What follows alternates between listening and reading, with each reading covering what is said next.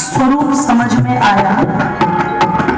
नहीं तो आज भी पंडालों के अंदर कथा के नाम पर, धर्म के नाम पर सौदेबाजी चलती है कि नहीं चलती? बोलो। इतना दान कर दो, इतने पाप माफ, यहाँ डुबकी लगा लो तो इतने पाप माफ, और कथाओं के नाम पर स्कीम दी जाती है, जैसे अंबानी ने जियो की स्कीम दे रखी है, अनलिमिटेड, कोई लिमिट नहीं।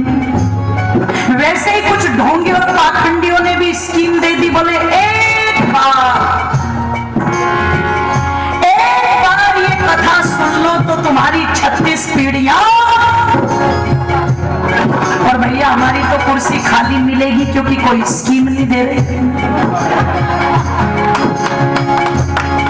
अपने यहाँ तो स्कीम नहीं ना, सीधा लटे हैं यहाँ तो। क्या है, क्या है? ओहो, जैसा करोगे, सीधी बात, जैसी करनी। कोई पूछने भी आ जाए जी कोई मंत्र दे दो, मैंने कहा गायत्री मंत्र, बोले नहीं, कोई ऐसा मंत्र जो छुपा कर दिया जाए। मैंने कहा वेद के जितने भी मंत्र हैं, आर्य समाज तो माइक लगा लगा करके गाता है, ताकि जो आर्य समाज में ना है तो उनके घर में ही सुना दो जा करके। तो छुपाने वाला तो कोई मंत्र है ही नहीं, सारे के सारे मंत्र तो चौड़े मैदान में बोल दो जरा, गाए जाने वाले बताने वाले मंत्र हैं। बोले नहीं, वो वाला मंत्र दे दो जो रामपाल जी देते थे और जो आसाराम जी देते थे। तो मैंने कहा देते थे तो आज कहाँ हैं? अब तुम हमसे ऐसा मंत्र क्यों दिलवा रहे हो कि हम भी वहीं पहुंच जाए? तुम हमें क्यों वहां पहुंचाना चाहते हो भैया? क्या मंत्र थे उनके? महिलाओं से कह दिया दूध लेके आना, बोले आ गया। क्या अब इस दूध में गुरुजी को नहला दो, बोले नहला दिया। क्या अब इस दूध की खीर बना दो, बोले बना दी महाराज। क्या अब इस खीर को प्रसाद में बांट दो, बोले बांट दी महाराज। कि जो इस खीर को खाएगा सीधा सतलोक। ओहो, चेलियां तो सतलोक गई कि नहीं गई, पर गुरुजी आजकल सतलोक में ही पड़े हुए, गुरुजी आजकल सतलोक में ही पड़े हुए हैं। मैंने कहा ऐसे ऐसे भी हैं, ऐसे ऐसे भी हैं।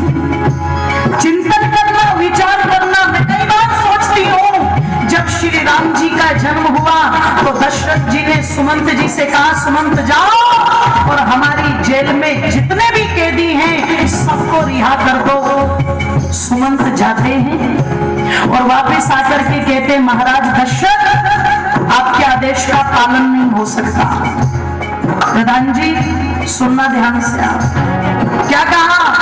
बोले आपके आदेश का पालन नहीं हो सकता। दशरथ जी ने कहा क्यों नहीं हो सकता?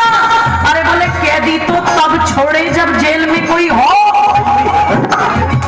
जेलें तो खाली पड़ी हुई है, कैदी तो कोई है नहीं। लोग राम राज्य की बात करते हैं, पर आर्यों दशरथ का राज्य भी कितना अच्छा रहा होगा कि छोड़ने के लिए एक कैदी नहीं मिला, और आज सारी वैरायटी मिल जाएगी। जवान, बूढ़े, बच्चे, महिलाएं, और भारत तो इतना महान देश है कि कई जेलों में तो भगवान भी मिल जाएंगे कि नहीं मिल जाएंगे। जोधपुर वाले भी बड़े सौभाग्यशाली हैं, एक भगवान तो तुम भी लेके बैठे हो कि नहीं बैठे हो? एक तो तुम भी लेके बैठे हो। तो निवेदन आप लोगों के मध्य में कर दूं, इतनी विडंबना, इतना पाखंड इस देश के अंदर जो फैला, आज भी फैला है, पर जहां जहां महर्षि दयानंद के चरण पड़ गए और जहां जहां लोग वेद के और सत्यार्थ प्रकाश के संपर्क में आ गए, वहां से पाखंड धुएं की तरह उड़ता हुआ चला। और आज भी भले ही कोई दयानंद का नाम ले या न ले, पर मैं कहती हूँ बहुत सारे लोग हैं जो उस विचारधारा को बोलो मानते हैं और जीवन में अपनाते हैं। ये ऋषि का ही कमाल है। इसलिए आर्यों ने हलचल देश के अंदर मचाई। और क्या किया आर्यों ने? आगे बढ़ जाइए।